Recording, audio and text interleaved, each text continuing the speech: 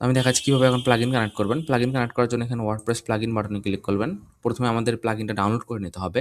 এখান থেকে আপনারা সুন্দরভাবে ডাউনলোড প্লাগইন ক্লিক করবেন। ডাউনলোড প্লাগইনে ক্লিক করলে আপনার ডেস্কটপে একটা প্লাগইন ডাউনলোড হয়ে যাবে, আমাদের যে প্লাগইনটা আছে। এরপর প্লাগইনটা কানেক্ট করার জন্য একটা এপিআই কি প্রয়োজন হবে। ওইটা আপনারা এখান থেকে সাইট ম্যানেজে আসবেন। সাইট ম্যানেজে আসার পর এখান থেকে এই যে কপি কি, এটা কপি করে নেবেন। এরপর প্লাগইনটা কানেক্ট করার জন্য আপনার ওয়ার্ডপ্রেস ওয়েবসাইটে চলে যাবেন। এখান থেকে প্লাগইন থেকে অ্যাড নিউ প্লাগইনে ক্লিক করবেন। অ্যাড প্লাগইনে ক্লিক করার পর এখান থেকে আপলোড প্লাগইনে ক্লিক করবেন। এরপর এখানে চুজ ফাইল থেকে আপনারা হচ্ছে যে প্লাগইনটা আমাদের ডাউনলোড হয়েছিল ওই প্লাগইনটা এখান থেকে নিয়ে আসবেন। হ্যাঁ, নিয়ে এসে এখানে সিলেক্ট করবেন। সিলেক্ট করে ইনস্টল নামে ক্লিক করবেন। ইনস্টল নামে ক্লিক করলে কয়েক সেকেন্ডের মধ্যে প্লাগইনটা ইনস্টল হয়ে যাবে। এরপর অ্যাক্টিভ প্লাগইনে ক্লিক করলে আপনার ওয়েবসাইটে প্লাগইনটা অ্যাক্টিভ হয়ে যাবে। এরপর দেখেন প্লাগইনটা কীভাবে কানেক্ট করবেন। প্লাগইনটা অ্যাক্টিভ হয়ে যাওয়ার পর এখানে একটা নতুন মেনু যুক্ত হবে। টেকবার নিউজ অটোমেশন টুলস নামে এটাতে ক্লিক করবেন। ক্লিক করার পর যে এপিআই কিটা জেনারেট হয়েছিল ওই এপিআই কিটা কপি করে আনবেন। ওই এপিআই কিটা কপি করে এনে এখানে বসাবেন। বসিয়ে সুন্দরভাবে এপিআই কি সেভ করুন বাটনে ক্লিক করবেন। তাহলে প্লাগইনটা কানেক্ট হয়ে যাবে এবং প্লাগইনের সমস্ত ফিচারগুলো আপনি ইউজ করতে পারবেন। দেখেন হয়ে গেছে। এখানে আপনার সাবস্ক্রিপশন তথ্য, মেয়াদ কবে শেষ হবে সব কিছু কিন্তু এখানে রয়েছে।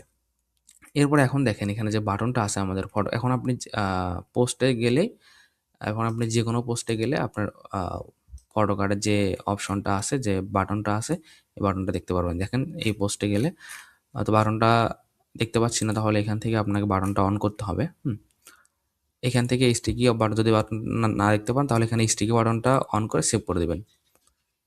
সেভ করে দেওয়ার পর এখন আপনি যে কোনো পোস্টে গেলে দেখেন এই বাটনটা দেখতে পারেন। এই বাটনে ক্লিক করলে এই পোস্টের জন্য অটোমেটিক ফটো কার্ড তৈরি হয়ে যাবে। হ্যাঁ, আশা করি বুঝতে পারছেন।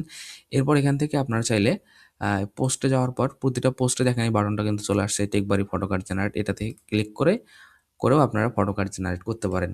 দেখেন আমাদের প্লাগইনে আরও কী কী অপশন আছে। দেখেন এখানে আমাদের এই প্লাগইনে আরও বেশ কিছু অপশন আছে। দেখেন এখান থেকে আপনাদের টুলসগুলো অ্যাক্সেস করতে পারবেন। এই টুলসগুলো আমাদের আছে।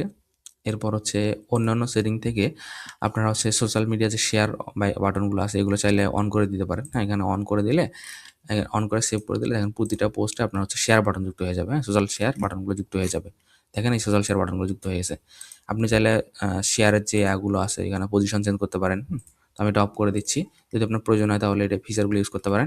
এরপর দেখেন ওজি ইমেজ জেনারেটর। এটা হচ্ছে আপনি যখন কোনো কোথাও সোশ্যাল মিডিয়াতে আপনার নিউজটা পোস্ট করবেন, হ্যাঁ, যে নিউজের লিঙ্কটা শেয়ার করবেন, তখন দেখবেন যে খবরের যে ইমেজটা আছে ওইটার নিচে সুন্দরভাবে একটা ওয়াটারমার্ক বসে যাবে। তো আপনি এটা অন করে এখান থেকে বেজ ইমেজ নির্বাচন করে সেভ করে দিবেন। তাহলে আপনি যখন কোনো নিউজ সোশ্যাল মিডিয়া, ফেসবুকে বা ইউটিউবে শেয়ার করবেন, তাহলে নিজের যে ইমেজটা থাকবে ফটোটা, ওইটাতে সুন্দরভাবে নিচে একটা ওয়াটারমার্ক যুক্ত হয়ে যাবে। আপনি যে ইমেজটা এখানে সিলেক্ট করবেন ওইটা, এটা ছোট একটা ইমেজ সিলেক্ট করে দিবেন, সেভ করে দিবেন, তাহলে হয়ে যাবে। এরপর আমাদের এই প্লাগইনের মাধ্যমে আপনি কিন্তু ইপিবার অপশনটা ইউজ করতে পারবেন। আপনাকে আলাদা করে কোনো প্লাগইন ইউজ করতে হবে না। এখান থেকে এই যে ইপিবারটা অন করে দিবেন। তারপর এখান থেকে ব্যানার ইমেজ সিলেক্ট করবেন। হ্যাঁ, ব্যানার ইমেজের লোগোগুলো সিলেক্ট করতে পারেন বা এগুলো চেঞ্জ করতে পারেন।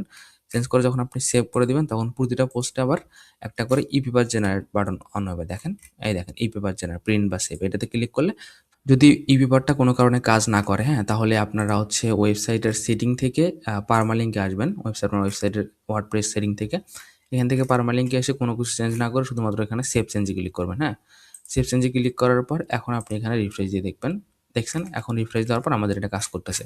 আপনি চাইলে ইপিবারে কিন্তু কলামগুলো চেঞ্জ করতে পারেন। এখান থেকে দেখেন আমাদের এই ইপিবার প্রিন্ট অপশনে এসে আপনারা হচ্ছে দেখেন আমি ধরেন 2টা কলাম চাচ্ছি। তো এখান থেকে এই যে এখান থেকে আমি 3 কলাম দিলাম। এখান থেকে ধরেন আপনি ইপিবার স্টাইলটা দিলেন, এটা দিলেন হচ্ছে 2 কলাম। দেওয়ার পরে আপনি এখানে সেভ করে দিবেন, তাহলে আপনার এই স্টাইলটা সুন্দরভাবে চেঞ্জ হয়ে যাবে। দেখেন এখানে রিফ্রেশ দিলে এখন দেখেন সুন্দরভাবে চেঞ্জ হয়ে গেছে।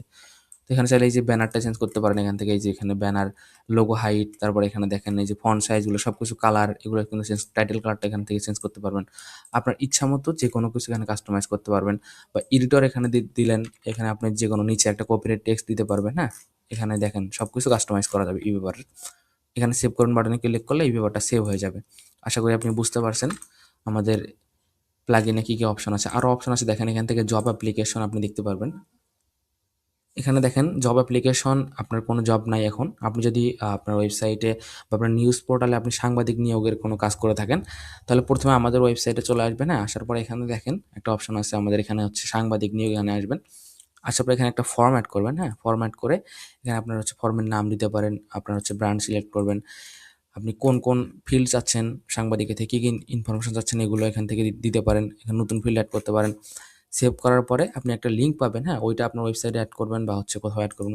তো আমি দেখিয়ে দিচ্ছি কীভাবে এটা করবেন। কারণ আমি একটা হচ্ছে ফর্ম বানাচ্ছি, এখানে সেভ করুন বাটনে ক্লিক করলাম। সেভ করুন বাটনে ক্লিক করলে আপনি একটা দেখেন এই যে একটা ফর্ম তৈরি হয়ে যাবে।